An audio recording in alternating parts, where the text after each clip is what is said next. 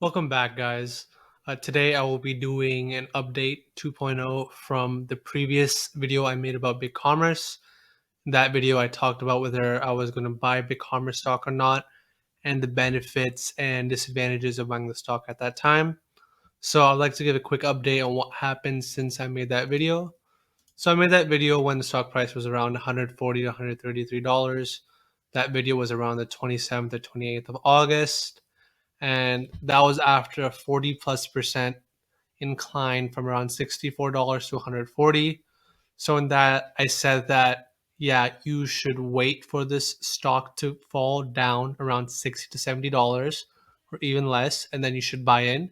But at this time, I would not recommend a position, and instead I would be a little bit of short side.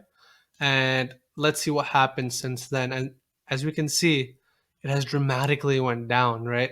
The S&P is down around 6% the past week. However, this stock has went from $140 all the way today to around $80 a share, which is more than 35% down in only 1 week time. So I would like to also talk about hype and what hype is, and why you should not buy into the hype. Let me just give you an example. Bigcommerce, one of them, I said, wait for it to die down. You shouldn't, you should not put all your money into this. You should wait. I had many comments saying, oh, I bought at 130, I bought at 140, I bought at 120. What should I do? Well, man, like I said, I mean, you should wait for a lower position. If you want to, you can sell it, but that's up to you. I'm just here to communicate my information and what I understand from the company. So yeah, it did reach around $80, but again, did not reach the target price of around $65 to $70. And yeah, and let's talk about another stock which I had a video about around a month ago, Overstock. That was simply incredible. I felt like I almost timed that. So I said I was going to take a short position at $120 a share, and look what happened. It's more than 42% down. It's at $67.40. I said, guys, be careful, be careful. I said it may not be a bad investment, but I was short at that time. And see what happened. It's dropped all the way to $67.40. So the thing about hype is that once things come up, they must always go down. And we're seeing that in a ton of stocks this week. Overstock and Big C is one example, but Kodak. Man, I already made an update video on Kodak, but man, look at this. This is absolutely phenomenal. $2 to $60 around, and then went all the way back down to $6.19. Again, one example, but one of the biggest examples I can see is Tesla, man. Tesla, absolutely brutal. I mean, for a mega cap company like Tesla, I mean, and it's not as big as as the others, but if you look at this from the 1 week chart, yeah, it was pretty bad. It went from $500 to around 380. Right? Many of my friends, many of my family members were asking, should I buy Tesla? Should I wait? I said, there is hype in the stock, so you should be careful.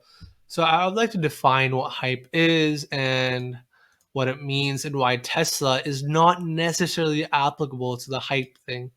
So at least Tesla, there is innovation, there's a future product, in line. Well, like Kodak, Overstock, it's just the same product. We already know what the whole scope is, and people are just trying to buy in to get a better price. And these hypes can be of anything: pharmaceuticals, contracts from the government, and stuff of that. So if you see INO, it's one stock that people used to own a lot. It went from around $2.50 to $30. Now it's back down to 9. I believe SRNE is also one of these stocks, in the race for the COVID vaccine. As you can see, look at these swings. These are just absolutely crazy. 582 to 658 one day. As you can see, this was a $4, $5 stock, then went to around $20 a share, and now it's back down to $6.58. So again, make sure you're careful in whatever you buy. And let me tell you something, big market cap companies are also susceptible for hype, right? Um, the one reason why Tesla is not that susceptible is because they have future innovation, and that's something which is not priced in on all the way.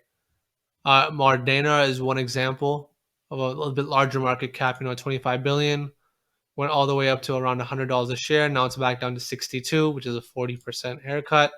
But again, still from better than the $22 IPO price.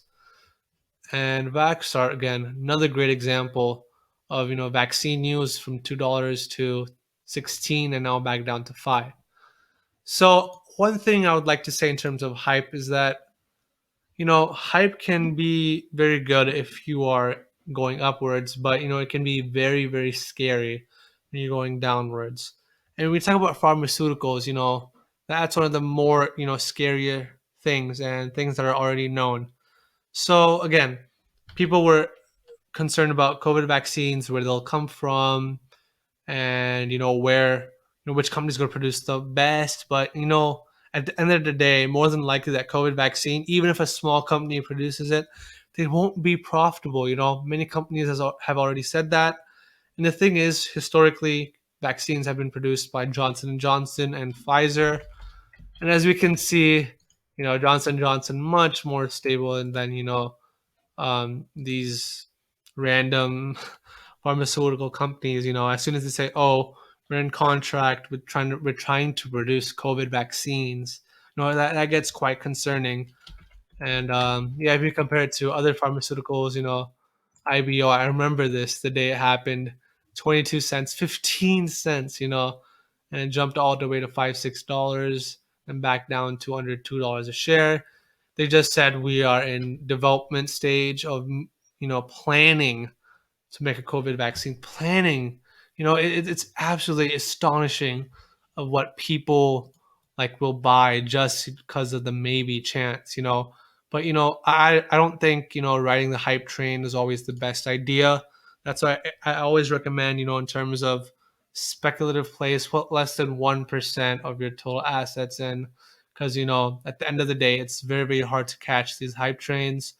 And yeah, as shown in the graphs, if you're on the wrong side, you are completely done. As many people, that you all guys are familiar with Wall Street bets, and these people, they bought 15, 20,000 shares Kodak at 50, $60, and then it worked against them. So here's my advice: invest in good quality stocks. If you want to play speculative, play maybe 1 or 2%. And yeah, so try to invest in solid companies, solid innovative companies like Lemonade, Illumina, Square, Tesla, maybe if the share price, comes down further, and try to get also very, very strong balance sheet companies like Coca-Cola, Pfizer, your Johnson and Johnsons, your S&P, your QQQ, your ETFs. But please don't throw all your money in one stock and hope it goes up. It really saddens me when I see people lose hundreds of thousands of dollars in just one stock, hoping it would go up 10 or 20% the next day. No, you should have a long-term mindset, invest in great quality stocks, and don't ride the speculative train. Thank you guys for watching. I know this is more of a different video. I know it was more of a ramble, but please be careful of how you invest. And yeah, thank you for watching and have a good day.